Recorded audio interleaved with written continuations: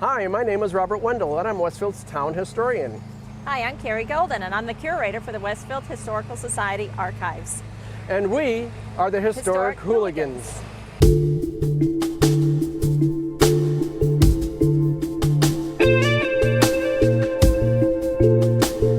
So Memorial Day was once called Decoration Day, and it began right after the Civil War. It wasn't made official until 1971. Memorial Day is celebrated to honor those who have fought in the U.S. military, and it usually occurs on the last Monday in May.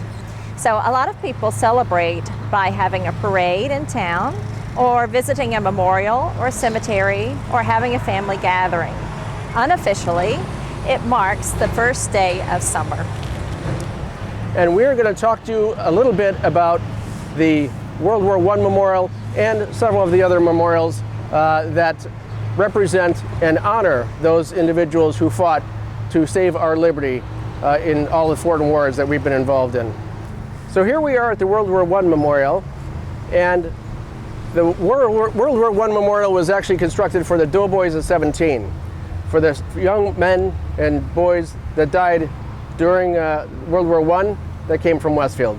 There are approximately 18 of those individuals.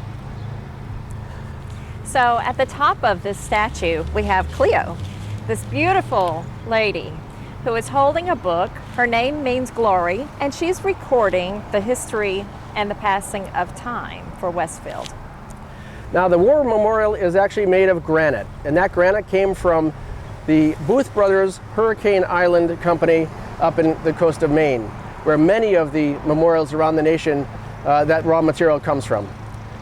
The competition was actually won to construct this memorial by J.T. Tubby. And J.T. Tubby worked with a caster, a sculptor, Nathan D. Potter, who actually designed Cleo to represent history for Westfield. Now, the stone column sits on a square pedestal, and on the south side of the pedestal is a winged eagle.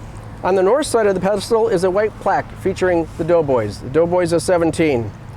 Doughboy was an informal term for members of the United States Army and Marine Corps, especially used to refer to the members of the American Expeditionary Forces of World War I, but initially it was used in the Mexican-American War of 1846 to 1848.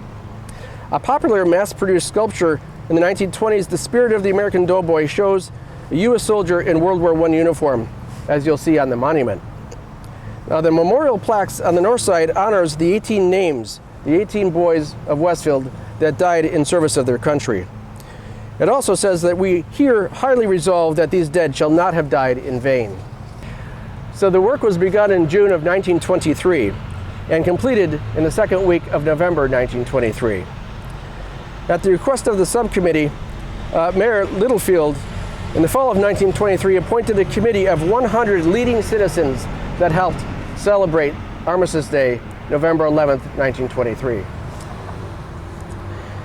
Additionally, there was a pledge to the flag that was often used. Flag of our great republic, hallowed be, noblest deed and loving sacrifice, guardian of our homes, and inspiration in every battle for the right, whose stars and stripes stand for beauty, purity, truth, patriotism, and the Union, we salute thee. And for thy defense, the protection of our country, and the conservation of our liberty of American people, we pledge our hearts, our lives, our sacred honor. So what are your plans for Memorial Day? Well, I hope to actually come down and pay my respects to each one of these war memorials on Memorial Day. Well, I was thinking maybe of taking a bike ride and finding a few of the 18 Gold Star streets, those that Sherry Cronin wrote about in her article with Westfield Living. Additionally, you can go to the town website, www.westfieldnj.gov, and download the coloring sheet. That coloring sheet is a way to show your pride in Westfield's 300 years and also to pay respects to all the boys from Westfield that fought for our liberty. And don't forget, at 3 p.m., it's a national time of remembrance for those who made the ultimate sacrifice. So decorate your homes this Memorial Day. Show your pride in what the Westfield is about, and show your honor for those individuals who fought for our liberty. Thank you. Go Westfield!